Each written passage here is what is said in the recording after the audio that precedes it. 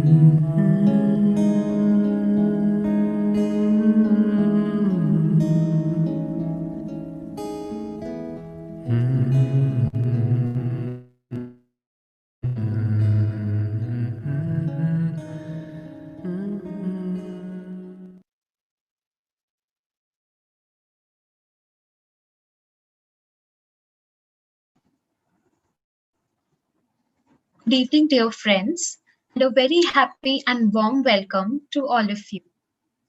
Gratitude and love to all of you who have joined today to explore a beautiful journey of Invoking Beauty with Divyanshi, who will be interacting with us today on this topic. I will quickly introduce Divyanshi. Most of us who have subscribed to the Integral Education newsletter have seen her sharing her inner and outer experiences and practical applications regarding beauty. She indeed is the founder of Integral Education Portal. Going back, Divyanshi was studying social policy at the University of Oxford, where she decided to come to Pondicherry. Through a year of intense inner churning at Oxford, she decided to forgo the prospect of pursuing further studies from Cambridge and instead came to India to dive into Indian spiritual wisdom. She studied integral yoga psychology from the works of the Mother and Sri Aurobindo from Indian Psychology Institute. The course in Pondicherry was a deeply transformative journey for her. However, after the course, she felt like she was sitting on a gold mine but did not know how to apply it to the world. In 2016, searching for how one can apply integral knowledge in life in a way that transforms oneself as well as the collective, she came to Auroville. Currently, she is seeking to apply her learnings in Auroville through building and facilitating higher educational learning programs and projects founded in integral yoga psychology. She has inspired several youths to find their inner calling and helped in finding fulfillment and joy in their life. She has been instrumental in conducting the Swadharma and Swadhyaya programs at Auroville. Looking forward to learning more about invoking beauty with you, Divyanshi. Over to you. Thank you, Palak. That's as usual, really, really sweet of you, and really sweet of you for taking out the time and really hosting this session. With that, I'd really like to request everybody to have the cameras on so that, it really feels like we are sitting together in a circle and having a conversation, that I don't feel like I'm talking to a screen and you don't feel like, you're listening to an audio podcast, that it really feels that, we are together in this. And I'd really like today's session as much as possible to be interactive. I'd begin with kind of setting the context, but thereafter would really like to hear questions and would really like to hear insights, reflections, and sharings. So with that, I begin once again encouraging everybody whose internet allows to switch on the cameras so that, I can also connect with you better. So what I'm going to begin with kind of sharing today are, I could come up with some 12 qualities or 12 indicators of a deeper kind of beauty. Because, one of the first things that one encounters when one sees beauty, that, hey, this is something extremely subjective. That's one of the first things that people say, that, this is something extremely subjective. What I might like something and you might like something else. How can there be an evolution here? And that, in order to kind of give that a certain form in a certain context, is why I've kind of come up with 12 indicators on, what really makes something deeply beautiful, what really makes something invoke a deeper and a higher sense of beauty. Because especially, when we are talking about beauty in integral education, one must remember that it is, at par with the other three parts of yoga. So we've given a lot of importance in our self-growth and development and in the yogic traditions to Jnana yoga, to Karma yoga, to Bhakti yoga. But we haven't given the adequate amount of importance to when it comes to evolutionary journey of transformation through beauty, whereas it is actually the fourth leg. So, Mother, the founder, Mira Alfasa, the founder of integral education, she says that, the divine flows through the mind as wisdom, which comes very close to Jnana yoga. It comes through the vital as power, which comes very close to Karma yoga. It flows through the psychic as love, which comes very close to Bhakti yoga. And then it flows through the body as beauty, through the physical as beauty. And that is actually the fourth important and most integral pathway. And that is something that, usually we haven't given that same kind of importance that we've given to the other three parts. So what is this thing called the evolution through beauty? That beauty itself can be a path of inner transformation. So what is that, and how does one really know? So with that, I've kind of come up with 12 qualities. I set the stage with that, and then we move into sharing. So the first thing about beauty that is really coming from a deeper space is that it invokes, it does not excite. And one of the reasons why, in spirituality or in any kind of, self-growth, we've been shunning away beauty, because, the material beauty usually, conventionally, is made in a way in order to titillate and to excite, all that glamour, it's basically made in order to excite. But when we're talking about a deeper sense of beauty, it invokes, it touches the heart. It's literally like, a deeper part of your heart is physically touched when there is something of that deeper essence, you see, and it literally like kindles something in the heart. And that's very, very different from being, excited or being titillated. It's a very, very subtle movement in the deeper heart. It's like, when you see, say, a lotus blooming on a full moon night, there is a part of you that also wants to bloom like that lotus in the full moon night. So the beauty that comes from a deeper space really invokes, it does not excite. That's really the first aspect. That means that there is a sense of sanctity, a sense of sacredness to a beauty that comes from this deeper space. The second characteristic is that it brings a certain harmony and order and not chaos. Actually, much of the art of what is called as art in the modern and the contemporary era actually is a lot of what we call as the abstract art. And it's said that only artists can see it and understand, and you will not understand. And generally when lay people see it, they basically see a lot of chaos and a lot of like just colors being thrown here and there. Whereas the deeper sense of beauty really very naturally brings a certain harmonization. That does not mean that a deeper sense of beauty or painting cannot be abstract. that it always have to have an outer form. In fact, not at all. Most of the time, it is not something which is representing things of the physical world, but representing things of the inner world. But it brings a very natural harmonization. It's like, when you enter a place that is actually deeply beautiful, you naturally feel a harmony between your mind and heart.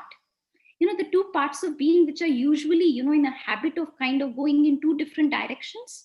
But the moment you really enter a deeply beautiful space, it could be a garden, it could be, a forest, or anything which has a certain sanctity and a certain sacred sense of beauty that really, really embodies, the first thing that will kind of happen is that, your mind and heart kind of falls into at least a temporary union, at least a temporary, harmonization. So beauty very immediately has an effect of harmonizing different parts of being, of bringing a certain order and organization on the inside. And it is because beauty in many ways is also putting each thing in its right place in a total harmony. So outwardly, that harmony leads to that inner harmony. So beauty is all about harmony and order and not chaos. So that's the second one. The third one is that beauty brings joy, brings a deeper joy, and is not necessarily about pleasure. And that is the subtle difference, because most of the time the reason why beauty has earned such a bad name is because with all the material goods that we want to possess and we want to accumulate gets mixed up with this aspect of pleasure, that we are accumulating it in order to fulfill some or the other desire, which is why it has kind of it's not looked at as a very spiritual thing when you talk about beauty. And but if you really touch beauty, it's like Krishna is kind of remembered in those beautiful gardens of the Vrindavan, and there is a certain joy to that beauty. So one of the very immediate effect of beauty is that it brings a certain very genuine and a very living joy. There's an immediate delight that comes with beauty, and that's not a delight because I've possessed something. That's a delight for just the joy of being, like a flower. A flower is happy to be blooming in its perfection, not because of any other reason, but because of just being able to be. So that's the other aspect, that of joy. The next aspect is that of totality and not isolation.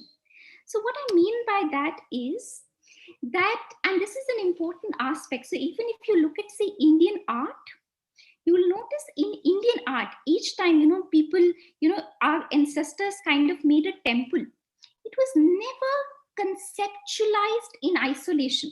Now, this is very difficult for the modern mind to really understand and conceptualize, because the way the Indian spirit always saw beauty was that the spirit behind Mother Nature, which is manifesting as beauty, is the same spirit behind the human being, which is trying to manifest as beauty. So, in that sense, there wasn't any difference between this is natural and this is man made, because each one of us really aspired to be an instrument of the higher nature and bring out that beauty in life.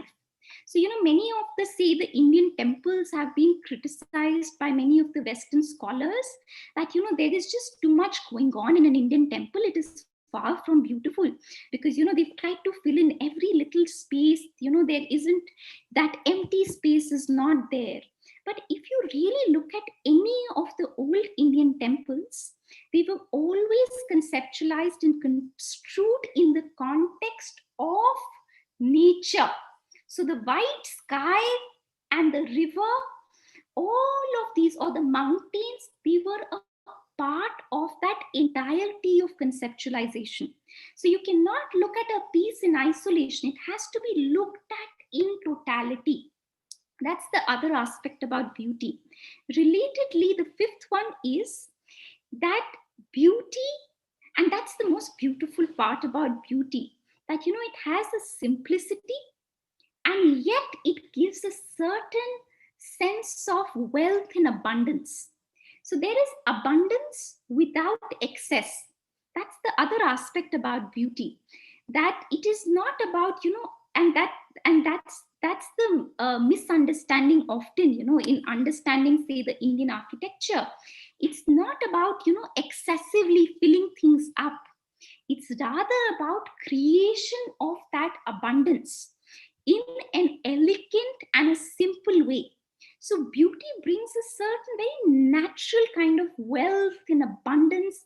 It's like, when you walk into a garden, and if somebody has really done the garden beautifully, you go through roses and, hibiscus, and from there, you see other kinds of flowers, and then, you would see a little lotus, and then a little pond, and then a little way, and then there are some birds. There is a lot going on, but it never really feels like it's excess. It never really feels like it overwhelms. In fact, that kind of an abundance really widens you. So beauty has a sense of abundance without really any sense of this is in excess. This is, a lot. It doesn't have this sense of that, this is zada ho gaya. It just has the right proportion. It has that simplicity and an elegance, and yet has the power of really giving that sense of abundance. So that's the other aspect. Next one is beauty really purifies. Beauty really purifies. And one of the reasons why beauty has got a bad name is because beauty has become all about indulgence. Indulgence in clothes, indulgence in good things for the house. It's all become about indulgence. And which is why, one is not really able to harness the power of beauty for purification. Because beauty is really an incredible tool for inner purification. And not just it is an incredible tool for inner purification, it is also only when one has sufficiently inwardly purified can one truly perceive beauty. Otherwise, because if I am full of lower vital cravings, or if my central vital, my power center is too dominant, then my choices will be dictated by that. These are the kind of things then I will get attracted to. So for one to be able to even really see beauty, it takes a lot of psychological work and refinement. And I mean, I would go to the extent of saying that there cannot be a true artist unless an artist is a yogi, in some way or the other, is on the path of self growth and self refinement, because you practically cannot perceive beauty. Like, for instance, there are people, who would go to these very beautiful mountain ranges in India, where practically, if one really opens up to beauty, then it has such a transformative power of bringing a majestic, grand silence into the very details of your cell. That is the power that that place has. But how do, we human beings use it? We go there, have a packet of chips, click selfies, and come back. That is how we use this grand power of beauty. Now, beauty is powerful and it is there, but it takes a lot of inner refinement to be able to use this force for inner transformation. It's like, sometimes people come inside the Matru Mandir and then, they go back. I noticed, so many people were sitting straight, so many people were not sitting straight. That's all they could probably notice. So, I mean, beauty is there, but are you receptive to it? And are you pure enough to really receive it? And of course, it's a process. It's not about, the moment you start walking on the path of beauty, you will open up to the highest possible beauty. So it's a process. But to be conscious that most often than not, it is our likes and dislikes that come in the way. And actually, most people associate beauty with what I like. So this is like my favorite color. This is what I like. And actually, you can only begin to walk the path of beauty once you've developed a certain equanimity to this like and dislike business. Because if even that is not there, then one is kind of just fooling oneself, saying that I'm on the path of beauty, because till there is a like and dislike, there is some kind of an indulgence. Even if it is not a material indulgence, it could be a simple vital indulgence. It could be an indulgence of the ego in being able to boast itself. My color is the best color in the world. All these kinds of things go along with it. So beauty really purifies. That's the other aspect. Then it brings you closer to the truth. Recently I was reading this text called Saundarya Lahari, and the author Natarajaguru very beautifully kind of puts it in. And for the first time I've heard, a writer write like that. Is beauty is the feminine form of truth. So he's really putting beauty at power with that which all of us, in one way or the other, being on any kind of a spiritual path, we look up to the truth, even if not a spiritual path, even Gandhi, when, you read his writings, all he's looking for is the truth. So he says that, beauty is the equivalent, like truth is the essence and beauty is the form. And it's the equivalent of truth, which is such a beautiful way of kind of putting it. And even if you look at, anything that is of the mystical truth, anything that is about that absolute truth, often when people try to give it words, when people try to give words to that which cannot be given words to, then just a second, I received a message.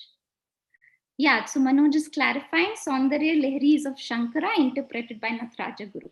Yeah, okay, with that, moving on to this aspect about that often, when you see any kind of sage, no sage, an ordinary person, at any point in time ever, if anybody has really tried to express something of that mystical truth into life, that often comes in the form of poetry.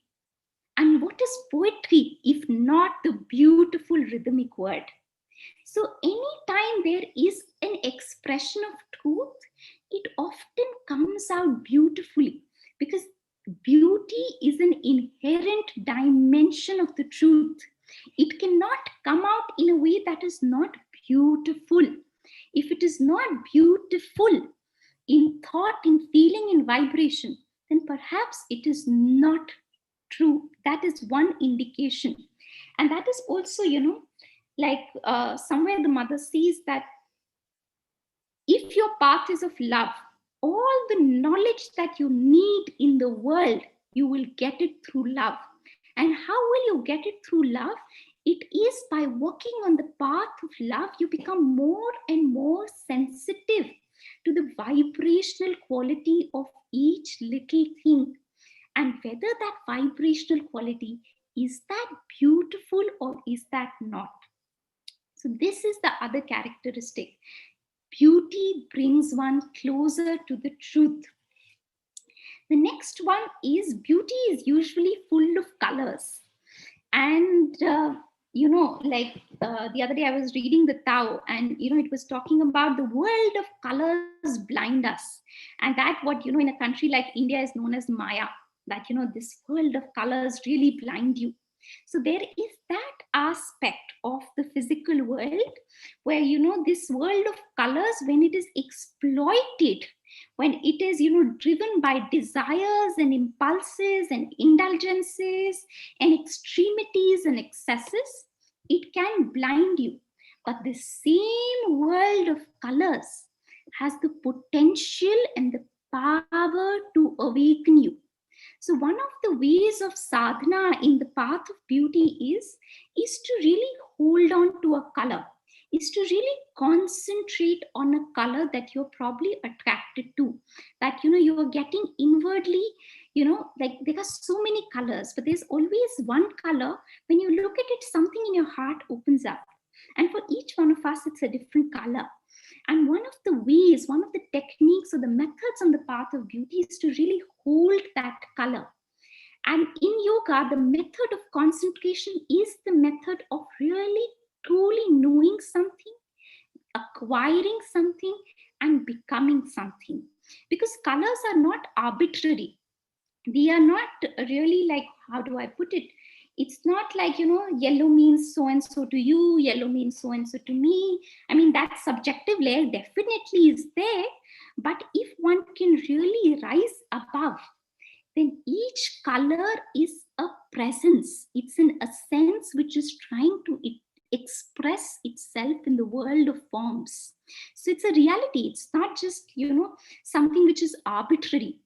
And in the path of beauty, colors can really awaken us, because colors is also that bridge between the essential, infinite, eternal truth and that which is the manifest. It is literally that bridge between the two. And in that sense, it has a lot of power, a lot of potential to really awaken that particular power of light which is behind the color which is manifesting in form. So colors really can become a tool to enlighten, to awaken, and need not blind us.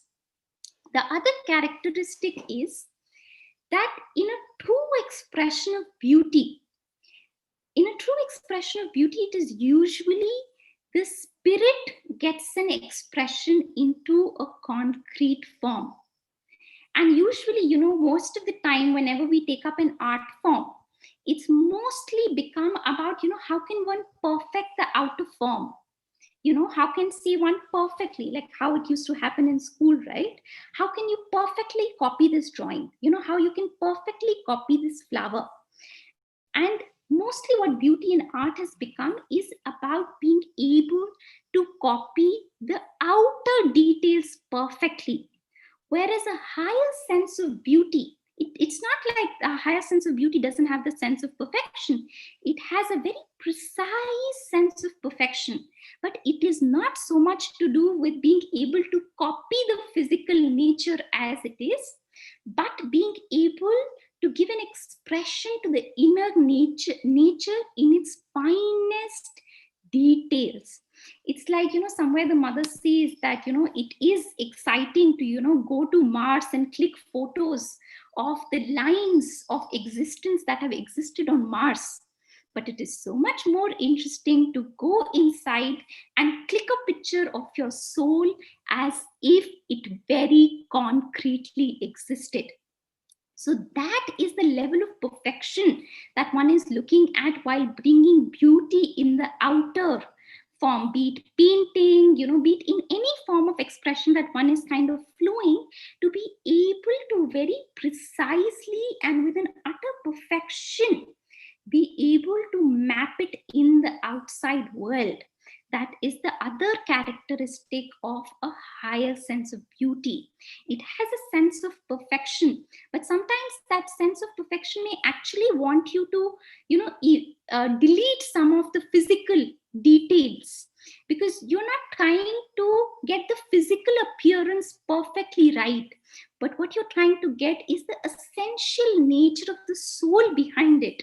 If that has to come through, then sometimes you have to delete the, the features in the physical appearances. And just like, some of the manifestations of Indian art, say for instance as gods and goddesses with many hands, now this thing doesn't physically exist.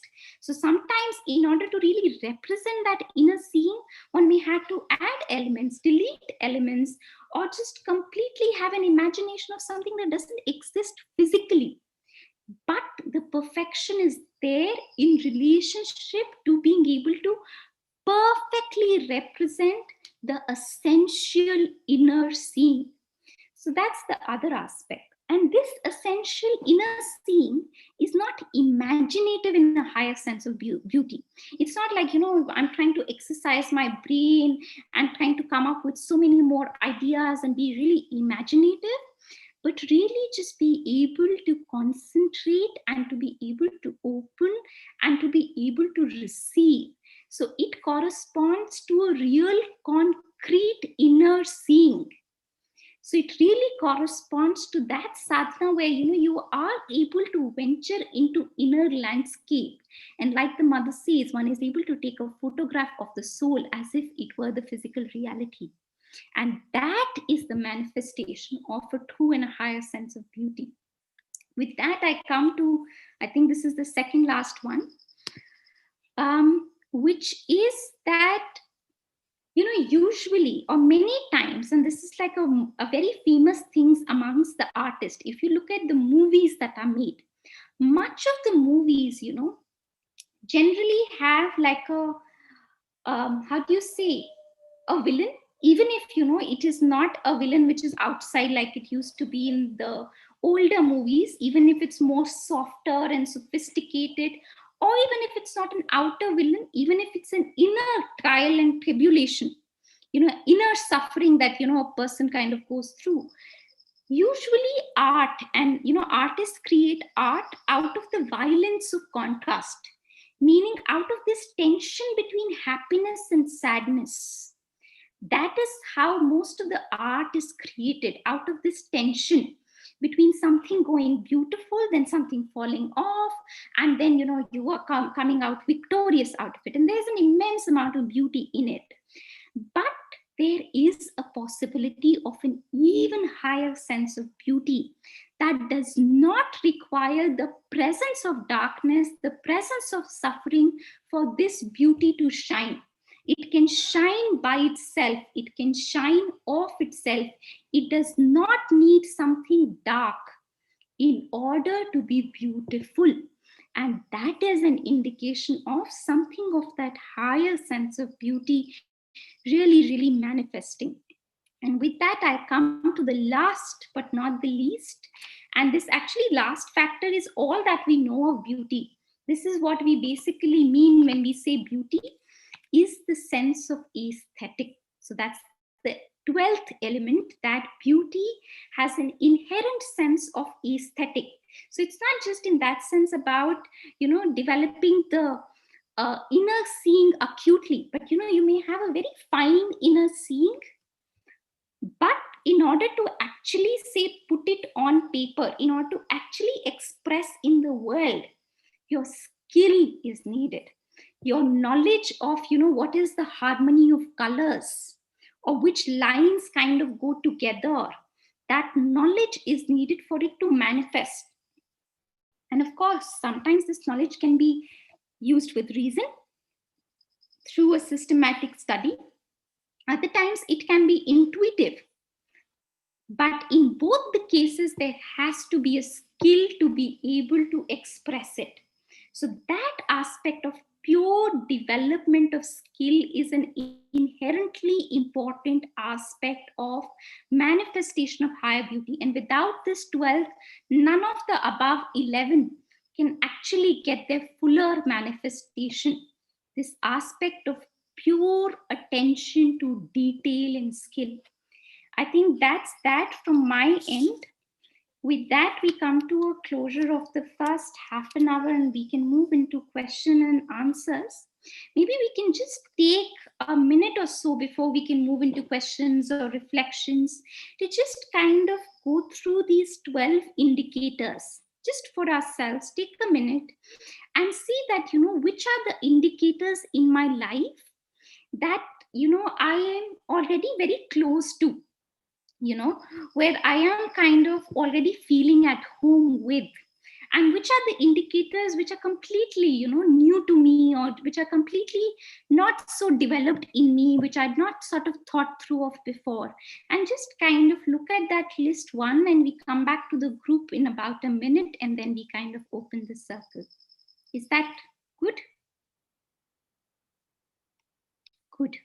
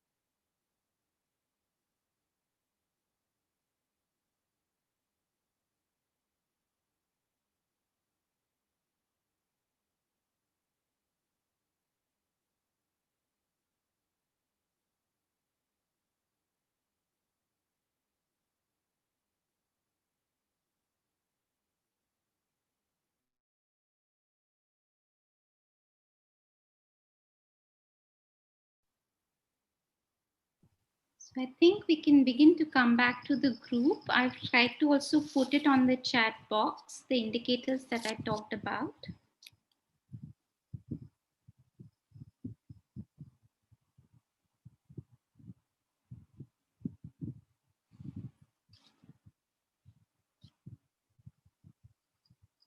I think I've missed one. I don't know which one.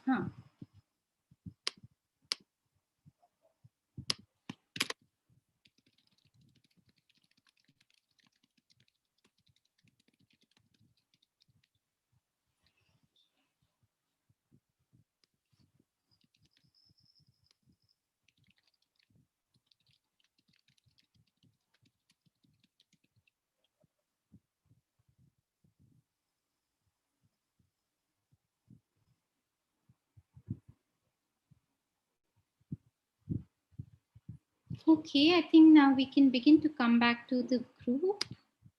Be good to have the cameras on, or else it's a little unfair on me. No, I'm just sitting and talking to the screen. uh, is the noise of the fan too loud? No, right? It's bearable. Okay. Okay, now I guess we can have any sharings, any insights, any questions, anything at all.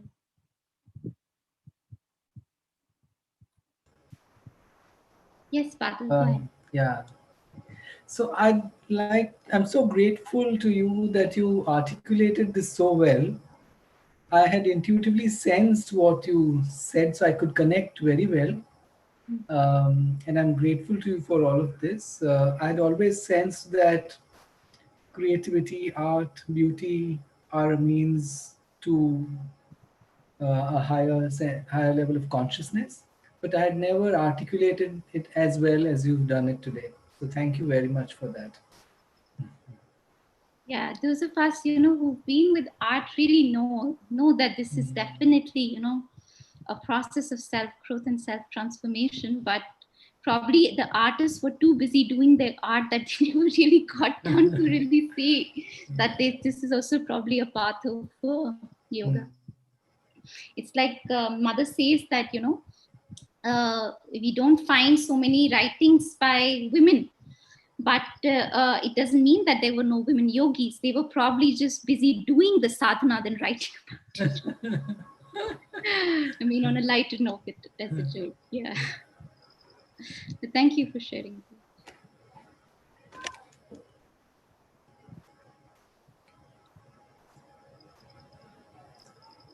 Yeah, can I go? Yes, Nalini, go ahead. Yeah, having done some interior designing courses, somehow I could resonate with this concept of colors, and somehow I lose myself when I look at the sky and the blue. There's such a oneness that I feel, and I just melt into that blue sky, and to me it means I feel a sort of ascendancy, aspiration, and something so beautiful and vast. So those are moments, when I just go out and look at the sky, it is like what you celebrate celebrates you, like Rumi says, you just lose yourself in that vastness, and it's a moment of deep beauty. Again, I feel very drawn towards Mahalakshmi aspect of the mother, because, beauty of thoughts, emotions, and action. So, I always try to hold, that Mahalakshmi aspect in my heart space. So it's a constant brush with beauty. Through the day, it's so, it replenishes body, mind, and spirit. Yeah, thank you. Very beautiful, Divyanshi, just lovely. Thank you. Thank you, Nalini, for really sharing that. Actually, a group of us, a group of girls, have precisely been doing it. So we've been doing what can probably be called as the sadhana of colors, which is just like for the last 12 weeks, each one of us has been just holding a color. because concentration is the central power. Whatever it's like, in the Vedas, no, the aspect of sacrifice, whatever you give yourself to, whatever you concentrate on, that is who you become. And all these colors are really powers. They are really, really powers. And if one is particularly getting drawn to a color, it is coinciding with a certain inner faculty which is wanting to open itself, and to just fully be able to immerse in that color, to bathe in that color, to worship that color, to surrender to that color, is the process of then becoming that color and allowing that to really infuse you and open you. And the process is so smooth and so beautiful. It's really like, one doesn't have to go through these trials and tribulations. The journey can literally be like walking on that, or Yes. like in your case, in the sky. It can be that. And that's the beauty of the path of beauty, that it inherently is a beautiful path. Yes. Thank you. Thank you. Thank you, Devyanshi. So beautifully you put it. Thank you. When you talk, you really, I experience like what you say. So beautifully you articulate. Thank you. Gratitude. Thank you. Can I go? Yes, Surya, go ahead. I really resonated with that, what you said about how we can really take in beauty once we are purified. Because I've been living in my society, and there's a beautiful garden here for many years, like over 10 years. But it's only now that I'm able to, I almost feel like I'm drinking from it every day. And it's like there's a penetrative power, and it keeps increasing, and it nourishes more and more. And I was also very intrigued by what you said about how there's a higher form of beauty that doesn't need violence of contrast. um, because like we have this notion that a story is good only if it has like some kind of darkness in it. So could you talk more about that, because I'm intrigued. Okay. First of all, I would like to bring it to everybody's attention. Surya is the one who's been editing all the videos very beautifully. And all the videos on the Integral Education portal that you watched of beauty were very beautifully edited by Surya's sense of beauty. So really, really wanted to appreciate and thank him for that. And yeah, absolutely right in terms of it takes an inner readiness to be receptive to beauty. It's like, in the community that I live in, that has such a beautifully kept garden. When I first saw it, I was literally like Vrindavan on earth. I was like, really, like Krishna must have lived in a place like that. That's how, the kind of goosebumps that I got. And I've seen like many other people come to that same garden and be like, oh, this is very bourgeois, and this is very resortish. So they can just associate that with luxury, or things like that, because that's the association we've made with beauty. And we don't see what is the difference between a beauty which has to do with luxury and glamour and classy, and which is a beauty that is invoking something higher and deeper, because all the beauty we've associated there. So it takes a lot of inner readiness and a lot of inner openness to actually just open up to the entire universe that exists in a flower. Actually, all you need to know of your sadhana, know of the inner process of self transformation, is possible simply through holding and concentrating on a flower through your life. That itself can become like a magical process of self transformation. So that's all actually that one really, really needs to be able to go deeper into one gateway of beauty. That's all that is really needed to really open oneself to the infinite. Now, coming to this violence of contrast, and actually, this has become like a big misconception. And a lot of artists, in particular, be it the poets, the writers, the screenplay writers, or all kinds of artists are kind of almost methodically being trained to understand that unless there is suffering, poetry doesn't come. There has to be some kind of a heartbreak for poetry to kind of flow through, or any kind of high, art to really come out. There has to be some or the other drama, because that will kind of become the fuel of that art. Definitely, art really requires creative power. It definitely requires creative power. It is a sad state that we can only access that creative power through the suffering. One need not do that. One need not go through the route of suffering to be able to access that fuel. It's like, when you're angry, you're even able to drive a car at the highest possible speed and you can do 20 things. Why? Because you're angry. And that is giving you energy. But do you need to be angry to get energy? That is like a very wasteful method. Because if you know the method to get energy, access to energy directly, you don't need to kind of, hold your ear like that I need to be angry in order to get that fuel. So essentially, because we know how to get that rush or that energy through suffering, that is why this narrative is so common, that it requires some or the other kind of suffering for this, really this creative potential to kind of come out. However, and that is what exactly the process of yoga is, you do not source your creative power and your creative potential through suffering, through your lower nature, through fear or through violence or through anger. You can use that, or you can access that creative energy or that creative power through inspiration. You can access it through higher means, through a inherent sense of surrender, through this part of you which just wants to love and give. If that is what one concentrates on, what one holds within oneself, then that is what comes out as power. There's a great amount of energy and creative potential that lies within love. But how many of us are willing to really concentrate and hold on to that?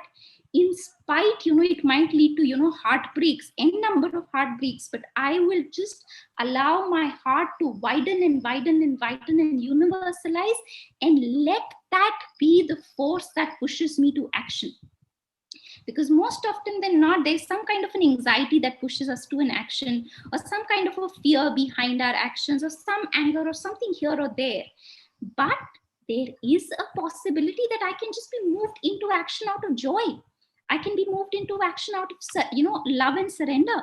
I can be moved into action out of inspiration. And this windows can be different for different people.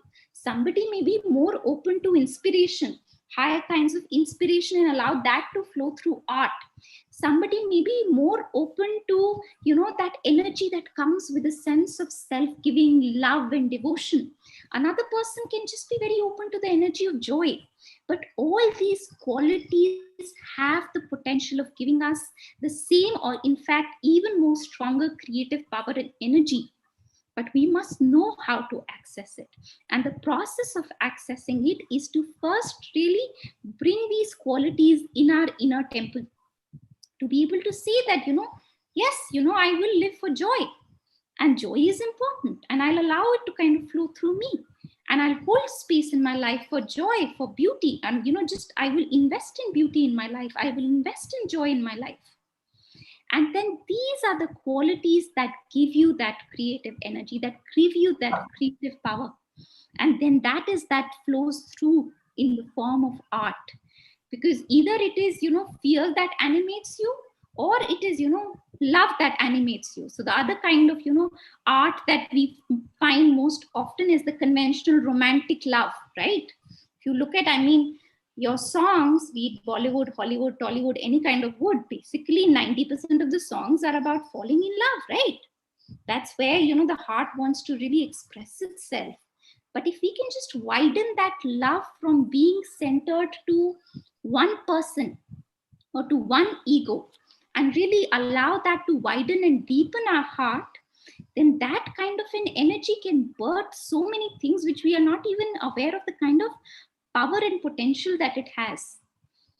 But yeah, one has to kind of grow a little bit above about social likability, because you might come up with the absolutely exquisite piece of art flowing out of utter love, but it may sometimes, take generations for people to actually get it, like Rumi, or for people to really get Savitri for that matter. It may not be the biggest bestseller or the hit, but it will eventually will be, and that may just be after your lifetime, but then so be it. If your intention is for art to embody the divine, then one has to kind of cross that, because often it is also mixed with this thing of social acceptability and social likability. And if you really look at the kind of things that masses like, then you must just switch on an Indian news channel. You'll know that is the kind of things that can really get a lot of response. And if that is the quick response that one gets, and that is, but then one may or may not consider them really art for that matter. May I share? Yes, Maya, go ahead. Yeah, Divyanshi ji, first of all, thank you. Very grateful for your talk. Just a thought and a reflection. We've been speaking of beauty relation to and relative to physical phenomena. Okay. Also, which you very much you touched upon, like a purification and inner perfection. And it's just my reflection is that when we grow and evolve towards this, then it's also not just seeing beauty in the physical environment, but it's also seeing beauty, how one can evolve that aspect of beauty in terms of potentialities in ourselves, and also see the beauty in others, however miserable that form looks, or abject that person looks, or even an object. So I think that in itself it would require a lot of work to be done within to come to that aspect of beauty which holds a relation and interconnectedness with our physical environment, which only does not comprise of how a house looks, or how a color, or the, but also towards oneself and people around us. And I'm wondering how one can improve that or build upon that, evolve on that aspect, I think, which would be very nice, because to see beauty in oneself and to see beauty in the works and to see beauty in others, I think also helps us grow in this evolutionary process. And I'm wondering if you would have some thoughts to share on this. Thank you. Thank you. First of all, thank you, Maya, for bringing that very, very important, aspect here. I think you touched upon two things, which are both like equally very, very important. The first is that beauty is not just outer; it is inner, and actually, in a certain sense, there is no difference in that sense after a certain point in time between the inner and the outer, because an outer, sacred, and a true sense of beauty very naturally brings an inner sense of beauty. And actually, the more one becomes more and more accustomed to beauty and sensitive to beauty, it's like even inwardly, even if it's in a thought or in a feeling, it's then not so much about, what am I thinking, or, what am I feeling? It's like, is the vibration of this feeling beautiful or not? It doesn't matter in a certain sense ki, whether am I right or the other person is right, or who's wrong, or who's la la la la la, or that entire analysis that goes out in the mind. Essentially then it becomes about, no matter who's right, who's wrong, what is just, what is unjust, is this vibration within me feeling beautiful? And that is the sensitivity to beauty, that one, if the more one becomes more and more sensitive to beauty as at a very vibrational level. Kavita, I'm just going to mute you on. There's a little background noise that's coming because of that. Okay. So to just become sensitive to that. So at one end, and you must have noticed, like, especially like cleaning one's environment, or bringing in order in one's environment, or bringing a little secret sense of beauty in one's environment, actually brings one's inner environment in a certain order and organization and harmonization. So that's the outside in aspect. The other is the inside out aspect, which is what probably you were referring to. And this inside out aspect is actually really at the heart of beauty. The work within oneself is really at the heart of beauty, because you cannot potentially express beauty if you've not really touched the eternal beauty within yourself. And the route to that is to begin with purification of thoughts, beginning with purification of words, beginning with purification of feelings. See, something as simple as to take a practice of speech, because speech is a good kind of a connect between the inner and the outer. And to be like, this 1 hour of my day, I'm only going to express the beautiful through me. That which vibrationally really, feels utterly beautiful. Only that I'm going to express through me. And to really, in that process, you really see how, in every time, you're trying to speak, there are different parts of you speaking. There is some part of you which has a little desire, there's a little attachment coming in, and then there's a part of you, oh, I want to love also. And if just in 1 hour in the speech, within a 1 hour in a day, we can begin to purify that, one can become more and more accustomed to the vibration of beauty.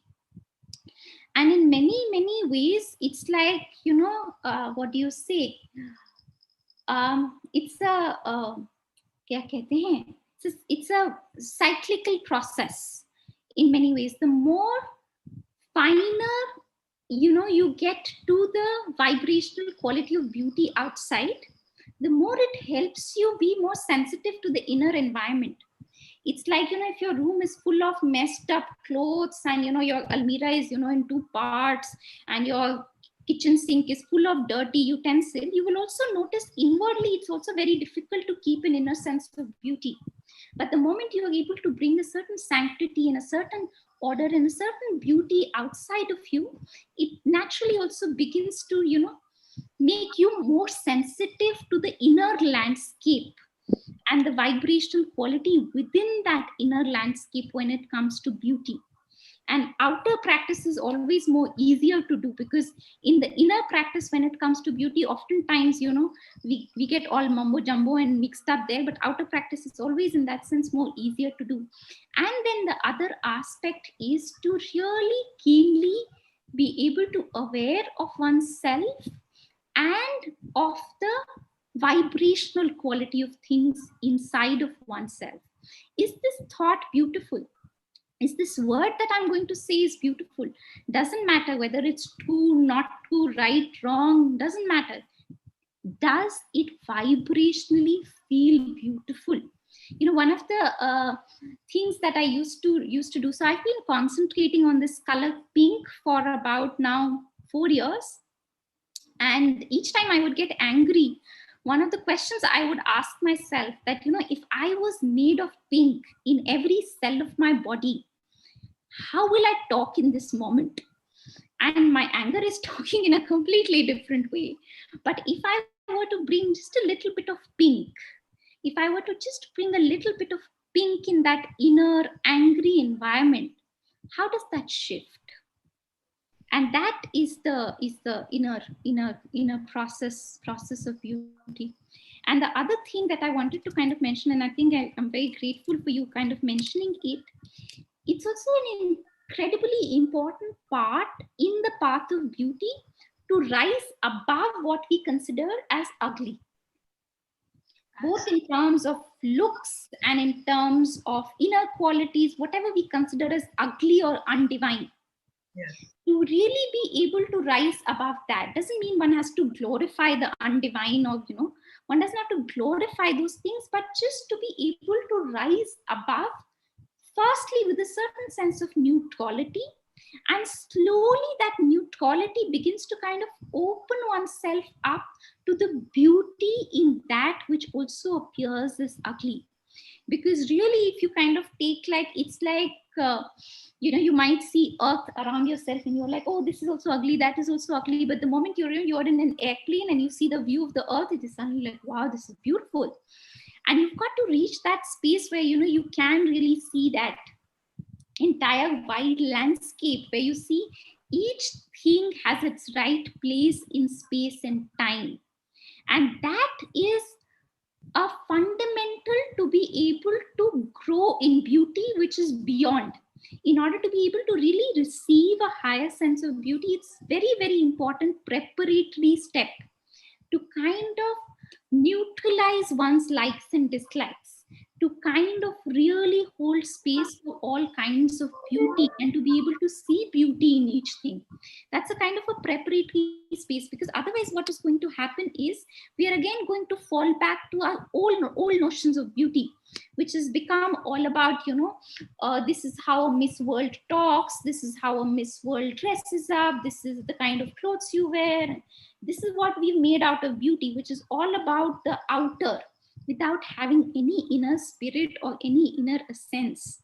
So, before we go to a stage where there's a natural, spontaneous integration of the inner and outer beauty, it's very, very important, particularly our notions of outer beauty, to be able to neutralize them, to be able to, what do you say, release the negative charge that we've attached to certain things, that these kind of people are like this, or these kind of bodies are not beautiful. That entire thing has to be neutralized, has to be held space for, has to be seen the divine within. Only then one can really rise above. Otherwise one is kind of fooling oneself. It's like one is at an infra-rational level, but one is imagining one is at a supra-rational level. So one has to kind of go through that intermediate layer, and it's a extremely important part of the process. It's like, um, once, when I was a little child, I had become like this fairy of peace in one of the plays, and that required me to dress up like all white and fairish and all of that. But the process of making of that play was so full of turmoil and suffering and anything but peace, and I was so called representing the peace in that play. And it's better to come on stage wearing shorts and talk about peace than to dress up all white and nice and peaceful like a fairy. And if that process of making that fairy is so ugly, then there is no point. So before that higher integration between inner and outer happens, it's very, very important to kind of just widen and universalize and hold space for all kinds of things, because all is a manifestation of the divine. I think I've spoken a lot with that. Any other reflection? Thank you. Yeah, hello. I would like to speak a few more points. Yes, Ajit, go ahead. Yeah. So I had seen your video, 4 minutes and 15 minutes video on beauty. It was really interesting that it's given me some insights on the aspect of beauty. Apart from that, today, as I mentioned, few of the points which I was being connected or feeling connected is harmony and order, which is in aspect of beauty, and the deep joy which comes out of beauty, and it brings close to the truth, and aesthetics, it's natural, and purification which brings.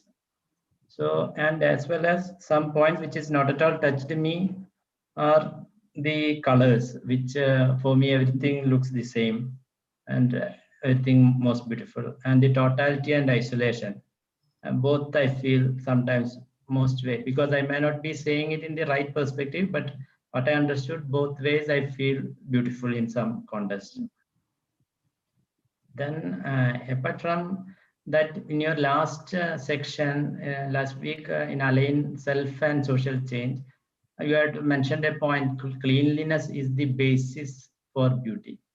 That invoked a real it is really really find some invoking something in me, because earlier when I was talking with Manoj, as well as regarding these beauty related aspects, he used to talk about to bringing beauty into the life, how it will cleanliness and organizing will bring inner cleanliness. Then that time I was having always a doubt that in foreign countries, if you see, it is always beautiful. Everything is beautiful and arranged properly. But their inner growth or the spiritual growth is not that as considered in India. At the same time, there are rishis in Rishikesh or in the higher plains where they will live like not. That means there is no, maybe not bath for a long time, but they are having this power of spirit with carrying with them. So this always contradict in my thoughts most of the time. But anyway, it's still in that way it is holding me. But recently, when I was going through few in the Patanjali Yoga Sutra, there was a when we point out that cleanliness. So in that aspect, uh, in Saucha, there is Yama Niyama. One of the aspect of Niyama starting is Saucha. That is the cleanliness, bringing the cleanliness. So in that, Patanjali is explaining, if you follow Saucha, if you follow cleanliness in your life, what you will achieve in life. Every part, if you are following truth, anything, there are 5 yamas and 5 niyamas. Anyone, when you are following, there is a benefit out of it, what you will get. In that Saucha, it was explained, if you follow Saucha, that is cleanliness, and it is a basis of beauty, as you told. So it's a following the beauty. So what you are achieving is Sattva Suddhi. First is Sattva Suddhi. That is, intellect becomes clear. Anyway, it was told as purification. Then Saumanasya, that is pleasant state of mind. Then what it brings is Ekagra, that is focus. Then it brings Indriya Jaya, that is victory over senses. Indriya Jaya. Then at last, it was told Atma Darshana Yogatva, that is eligibility to perceive the self. So it was that time when I read that time I understood, that time I could start relating your topic on beauty. And then I recollect the earlier discussions with Manoj as well. So that time onwards, I was trying to practice that, integrate into my life to bring the cleanliness. As you told last time on the cloth, arranging the cloth, and as Diwali is coming, so cleaning the house, how it will be, what that perspective has bring some understanding. The clear, it's really valid to follow. So this is really useful. So I thought I will share these points, what I understood. Thank you. Thank you so much, Sajid, for very elaborating and very beautifully sharing. I just like to reflect on a couple of pointers here. One of the Orwell's main document, I don't know if I shared it in the previous session as well. I was kind of blown away because in one of the Orwell's main document, Mother is talking about these very, very high ideals. She's talking about Orwell as the cradle of the Superman, and she's talking about these very high ideals. And one of those lines amongst those very high ideals is to bring a certain order around oneself helps bring a certain order within oneself, which is like, she's talking about these so-called revolutionary ideas, and then she has something very simple as that generally a mama say कि अपना room साफ रखो तो तभी कुछ बुद्धि आएगी, right? That's what usually the mothers say, that keep your rooms clean, only then you will be able to have certain sense of sanctity in your life. And you have the mother writing these incredible documents for this city of the future, where she's talking about these cutting edge point of what the new creation would be. And she mentions this aspect of simple orderliness around oneself. When I read it for the first time, it really, really touched me that, she's the amount of importance that she's giving to one's relationship with matter. And that's really the very, very important aspect of the yoga of the future. Like, you said that you see that in the West, things are very beautiful, but there isn't necessarily that kind of a spiritual depth. And in the East, that, you see these sadhus who have such an inner depth, but then you don't see that kind of a beauty outwardly. And this is the integration that the future is looking for, that of an outer honoring of matter and beauty, and that inner access and inner embodiment of the spirit. So wanted to bring that. And the other thing I wanted to bring is, so when I with regard to colors, so when I say that, concentrate on a color, I don't necessarily mean that, uh, all colors are not beautiful. Definitely all colors are beautiful and unique. And I'm also not saying that, so basically there is a stage in evolution where you have likes and dislikes, where you feel, okay, this is my favorite color, say black, and that could be for all kinds of reasons. I can feel I like black because I look thin in it. I look slim in black, so I like black. So I can have all kinds of reasons for liking a particular color. And that is the stage of likes and dislikes. And then one kind of grows above that stage of, my color and your color. And one sees that, no, it's not just my color that is beautiful, all colors that are beautiful.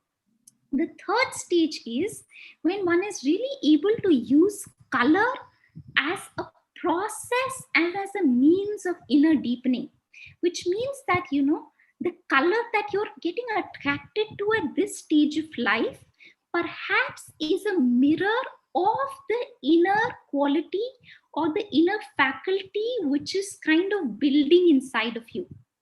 Which means that, like for instance, to give a certain example, if you're getting attracted to pink, so pink is usually the color of the soul, the pale pink.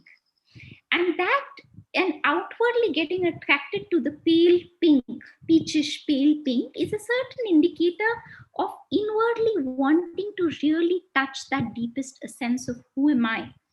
And concentrating on a color, not necessarily, one doesn't have to mentally, intellectually know these significances. These significances will kind of in your own journey reveal themselves to you, but holding that color in your consciousness when you're getting attracted to, like Nalini very beautifully mentioned, no? How much of a joy that blue color of the sky really gives her. So to be observant of, which is the color that I'm getting attracted to, because that is a mirror of what is it that is trying to kind of birth in the consciousness. What is it that is trying to, take birth from that deeper space within the inner outer consciousness. So to be able to hold that color, to be able to concentrate on that color, to be able to meditate on that color, to be able to contemplate on that color, to be able to immerse in that color, is actually a potent method and process of sadhana. And this is, I personally find it quite radical, because traditionally, especially in the later parts of spirituality, colors have kind of been shunned. But this was not originally the case in ancient India, because if you look at the kind of textiles, the art, architecture that has come out of ancient India, one can nowhere say that, we shunned the material world. We really did not. It's a turn that happened much, much, much later. And so we don't see this thing of, because we've associated spirituality with certain kinds of asceticism. So we don't see this thing that color, that which is known to be, the, the flag bearer of Maya, of the world as illusion, can itself be a means of self-transformation, can itself be the means of inner deepening and inner sadhana. So just wanted to bring that thing up, that I didn't mean that with colors it's like you have to like one over the other and one is better than the others. It's just about being a little observant. What is it that is drawing me? What is it is It's like there are infinite ways to the divine. Which is the way which is kind of calling me? And that is kind of an indication of your path. Thank you. Yeah, thank you. Go ahead. Hi, uh, can I speak? Yes, go ahead. First of all, thank you so much. Everything you said much of I can relate to, because I am an artist, by the way, and I am much of, like, I'm into music and I create, I write. So my question was related to the expression of that beauty which we experience.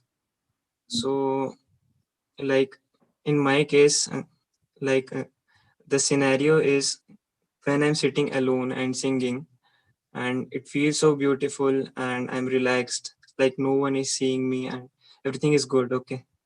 But when we come to express it online or live or something like that, if suddenly someone says that just sing a song, no, you sing so well, so that time I'm a bit concerned that should I sing or not, or what if it is not expressed like in a beautiful manner.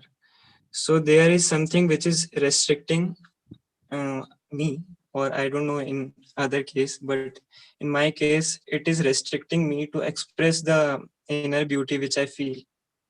So how can we, like, totally express what we feel, that beauty, how can we totally express it? Shivam, first of all, thank you for that very, very beautiful question. Essentially, I have three things to kind of share with you. The first is there's often this voice of judgment inside of us that kind of comes when you're in this group of people. It's like already before they've judged, they will judge potentially. You've judged yourself. You're not that good to be singing in front of them. There is still imperfection. It is not really beautiful and la la la la la. So first to kind of ठीक है बोल रहा है, but you don't need to give that guy a lot of importance.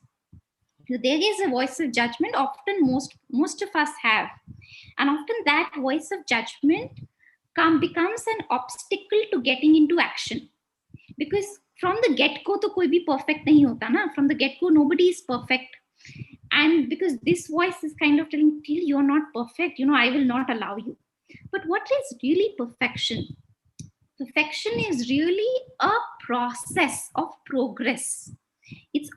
Perfection is always progressive. So you can be the best version of yourself in this moment, then you can be the best version of yourself in the next moment. That's all that you can be. But this part of that is the judgment, that kind of feels, until I get perfect, I will not reveal myself, or I will not let you kind of talk.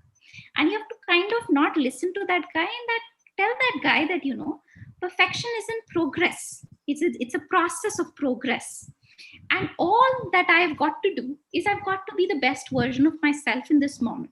It's like when I'm, for instance, talking to you about beauty, it does not mean that I have mastered beauty in all parts of being, in every cell of my being. That's not the case, right? But I am on the path of beauty, and that is a path which is very, very dear to me.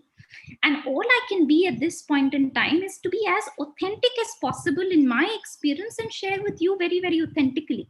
That's all I can be. I've not reached perfection, because if I keep for myself that I have to be perfect, only then can I talk about beauty, then probably, after I'm gone, I don't know. It's not going to happen probably anytime soon, because I honestly see there's a long way for me to go.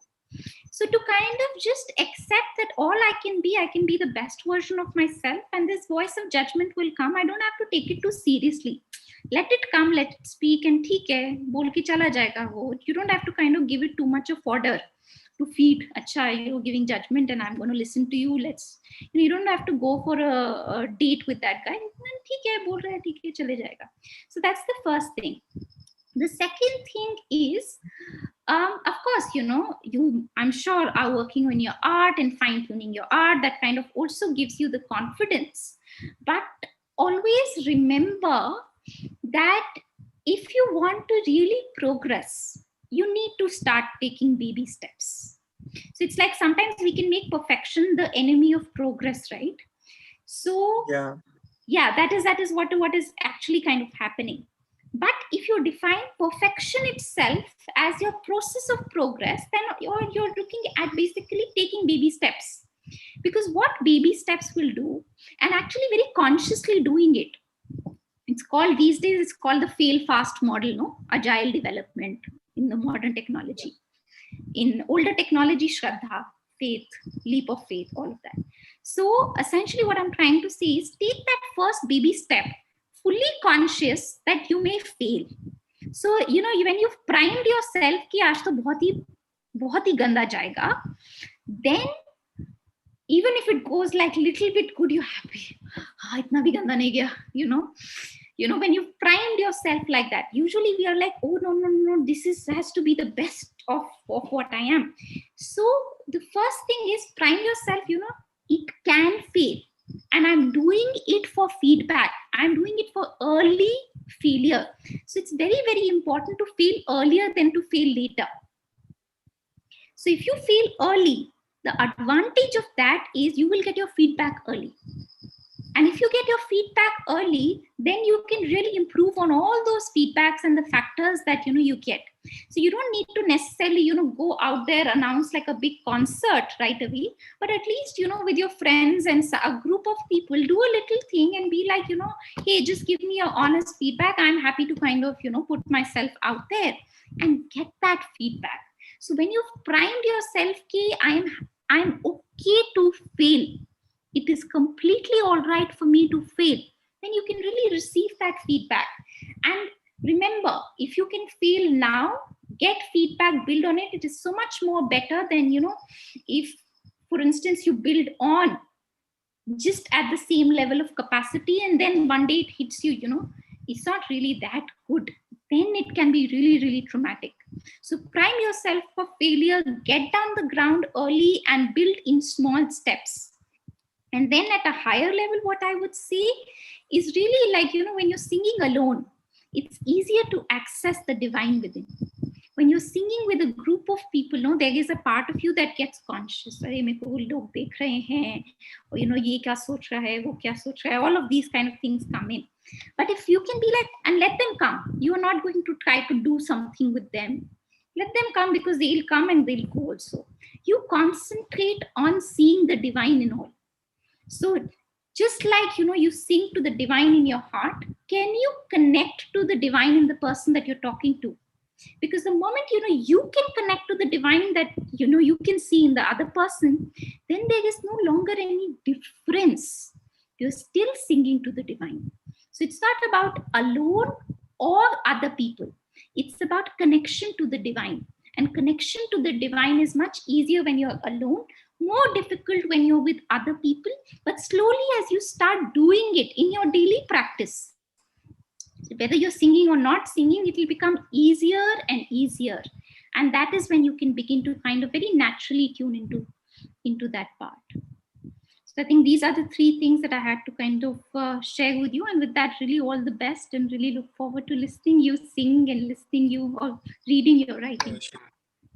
That will really help me, and I'll practice this for sure. Thank you so much. Thank you, Shivam. Beautiful. Thank you. With that, I think, Palak, now we can conclude. Palak, you're here.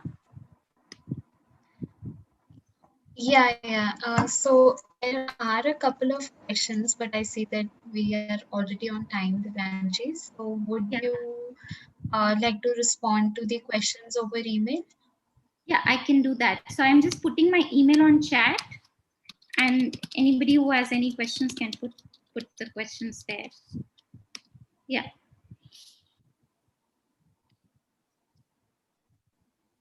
So I think with that, really, thank you everyone. This is a part of the Integral Education Portal. I hope you all have subscribed to it and you've been receiving the weekly newsletters. If not, I'm just putting the link on the chat.